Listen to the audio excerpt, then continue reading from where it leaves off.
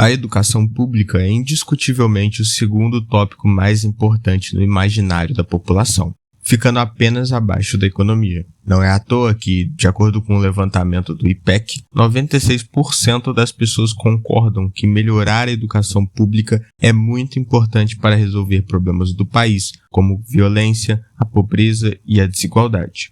Mas se a pressão pública é tão forte, por que ainda temos tantos problemas, principalmente no setor público?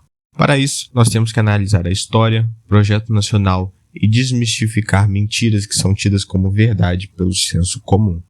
Primeiramente, temos que entender o processo de surgimento e desenvolvimento do sistema de educação pública no Brasil, onde nós temos que voltar para quando a família real portuguesa fugiu de Napoleão e veio para cá, quando nos fundiram ao Reino de Portugal e recebemos diversos benefícios com essa mudança, inclusive a necessidade por uma formação profissional mínima, principalmente para atender à corte e às elites portuguesas, gerando uma demanda por faculdades. Essa demanda, obviamente, não havia enquanto éramos colônia. Na verdade, existia uma pressão contrária, já que a educação era vista pelos portugueses como um desperdício de mão de obra para as fazendas, minas e florestas.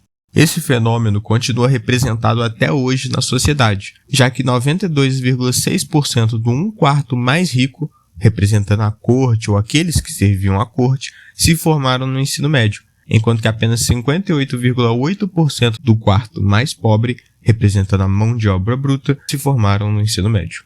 Agora nós vamos dar um salto no tempo, já que durante o período do Império e da República Oligárquica, nada foi feito para a expansão e melhora do sistema público de educação, visto que não era nada interessante para as elites a instrução do povo, por 3 principais motivos. Primeiro, evitar o desenvolvimento crítico da população, que ia diretamente contra a estrutura política da época e que com certeza iria causar uma instabilidade social, que já era comum no Brasil, como movimentos como a cabinada, os farrapos e a balaiada. Segundo, não havia demanda para tal investimento, já que durante praticamente toda a sua história, o Brasil foi um país totalmente agrário, que até a Revolução Verde literalmente não demandava conhecimento nenhum da força de trabalho bruta, diferentemente das economias industriais da Europa e dos Estados Unidos. Terceiro e último é que durante a República Velha era necessária a habilidade de ler e escrever a fim de estar apto para a votação, o que obviamente era contra os interesses das elites, que queriam concentrar o poder do voto nas mãos deles. O próximo salto na educação pública é dado em 1920, quando a primeira universidade é criada no país, a Universidade do Rio de Janeiro, futuro UFRJ. Esse período é um ponto de virada na história do país, marcado principalmente pela Era Vargas e o processo de industrialização pesada nacional, que eu pretendo explicar em uma série futura. Mas voltando para o tópico, em 1930 é criado o Ministério dos Negócios da Educação e da Saúde Pública, e em 1932 é lançado o Manifesto dos Pioneiros da Educação Nova, que propunha um sistema escolar público, gratuito, obrigatório, universal e leigo para todos os brasileiros até os 18 anos. Mas ele só é iniciado em 1942, com o começo da estruturação do seu sistema, e é na prática finalizado apenas em 1946. Pelos fatos anteriores, espero que não pareça uma coincidência que o sistema público de educação tenha sido formado juntamente com o processo de industrialização do país. Finalmente, o último grande marco da nossa educação pode ser avaliado por um levantamento feito em outubro de 2009 pelo IBGE, que analisou que 30% dos jovens em 1998 haviam se formado no ensino médio, em comparação aos 50% de 2008, enquanto que na faculdade, esse número havia dobrado de 10% para 20%. O que podemos extrair dessas informações é que o sistema de educação público brasileiro foi desenhado para ensinar o mínimo possível, apenas o necessário para instruir um trabalhador médio, e nada que realmente ensine o jovem a pensar, ser crítico e ter raciocínio lógico.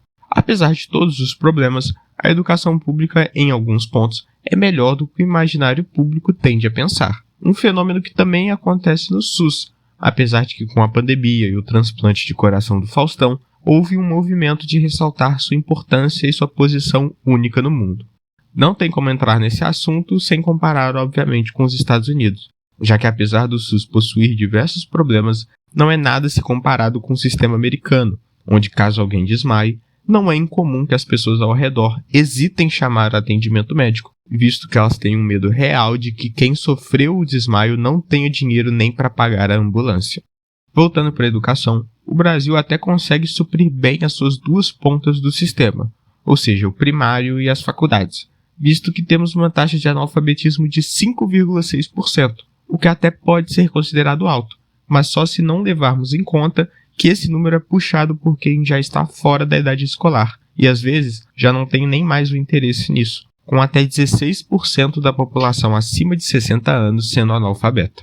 Também devemos lembrar que o ensino fundamental nacional é considerado como pleno, ou seja, todos têm acesso a ele, tendo em vista que 99,4% das crianças e dos adolescentes entre 6 e 14 anos estão matriculados em instituições de ensino, o que, adicionado com uma margem de erro, pode ser estatisticamente considerado como 100%. Por fim, a oferta de faculdades públicas no Brasil é um fenômeno ímpar no mundo. Apesar de não termos tantos nomes entre as maiores do mundo, elas possuem uma curva de desenvolvimento invejável, haja visto que a mais antiga daqui, a UFRJ, completou 100 anos em 2020, enquanto que a mais antiga dos Estados Unidos, a Harvard, completou 100 anos em 1736. Só para ter uma escala de tempo, a cidade de Fortaleza foi fundada em 1726. Além disso, a gratuidade desse sistema é algo invejável, e aí não dá para comparar novamente com os Estados Unidos, onde as pessoas ficam endividadas por toda a sua vida apenas para pagar a faculdade. Apesar do resto ter problemas, é inegável que o maior gargalo está exatamente entre essas duas pontas, principalmente no ensino médio, que por sua vez tem como maior desafio o abandono escolar. O que infelizmente acaba acontecendo é que o ensino só é obrigatório até o Fundamental 2, antigamente chamado de ginásio, o que acaba casando com outros fatores, se formos considerar que a idade esperada para entrar no ensino médio é de 14 anos, que é a mesma idade que um jovem pode começar a trabalhar legalmente a partir do menor aprendiz. Na prática, apenas metade da população é formada no ensino médio, em comparação aos 90% dos Estados Unidos e aos 95% da Coreia do Sul. Ou seja, adolescentes de todo o Brasil optam por não concluir o ensino médio, mesmo que o salário de quem completou o ensino médio seja em torno de 30% maior, de R$ 1.368 para R$ 1.788. Isso acontece por diversos motivos, mas em média eles são principalmente a necessidade de ajudar na renda familiar, afetando 40% dos casos, e o desinteresse no estudo, com 24,7% dos casos. As únicas situações que saem desse padrão e são estatisticamente relevantes é no caso das mulheres, que saem 22,4% por gravidez e 10% para realizar trabalhos domésticos. Desse modo, os grandes problemas são garantir que a renda familiar seja autossuficiente para que os jovens não precisem de trabalhar e aumentar o interesse dos jovens na educação. A primeira não há muito o que fazer no campo da educação, já que é relacionada à economia e passa por fatores que já foram falados em outros vídeos, como os salários baixos estarem ligados à falta de produtividade, que por sua vez está ligado com a baixa industrialização econômica. Ainda assim, podemos fazer mudanças, já que também fazem parte dessa estatística pessoas que não precisam necessariamente trabalhar, mas enxergam no trabalho um futuro mais promissor. O segundo ponto é a falta de interesse dos jovens, o que está intimamente ligado ao fato de não terem aulas que instiguem o seu interesse, principalmente por aulas práticas, ao mesmo tempo que diminua a pressão no aluno em tópicos que não sejam do seu interesse. Agora, como nós vamos criar uma escola que atenda a esses tópicos? Por incrível que pareça, a resposta é algo já instaurado no senso comum e faz parte da cultura nacional. As escolas técnicas oferecem tudo o que precisamos no ensino médio. Elas fornecem um curso técnico que oferece, em média, de salários de 3 a 10 salários mínimos, ou seja, de quase R$ 4.000 até R$ 13.200. Desse modo, temos empregos que pagam até 7 vezes mais do que um diploma do ensino médio comum, incentivando o jovem a investir um pouco mais do seu tempo na educação, ao invés de tentar ir trabalhar direto. Além disso, a estrutura de ensino de um curso técnico foca muito mais nas matérias ligadas ao tema da formação técnica e margeia os outros tópicos, o que vai aumentar o interesse do aluno pelo que está aprendendo, até por um número maior de aulas práticas. Finalmente, pelo fato da maior parte dos cursos técnicos serem fornecidos por instituições federais, isso significa que, indiretamente, a responsabilidade de fornecer e financiar o ensino médio à população passa a ser do governo federal, já que antes era da esfera estadual. Esse movimento vai aliviar grande parte da conta gasta pelos governos dos estados em educação, o que indiretamente vai liberar mais fundos para os demais setores da educação, fazendo com que um movimento único acabe melhorando a educação como um todo. Por isso, parte da solução para o ensino no Brasil não passa por uma reforma do ensino médio ou escolas cívico-militares, mas sim por nos espelharmos nos casos da Alemanha e da Coreia do Sul e fornecer ensino técnico ao máximo de pessoas possíveis. Esse descaso com a educação provoca diversos fenômenos na sociedade brasileira. E como citamos no vídeo, um deles está diretamente ligado com a falta de oportunidade no mercado de trabalho e uma visão ruim para com o futuro. Isso acaba desencadeando em uma leva de jovens que migram para o mundo da criminalidade.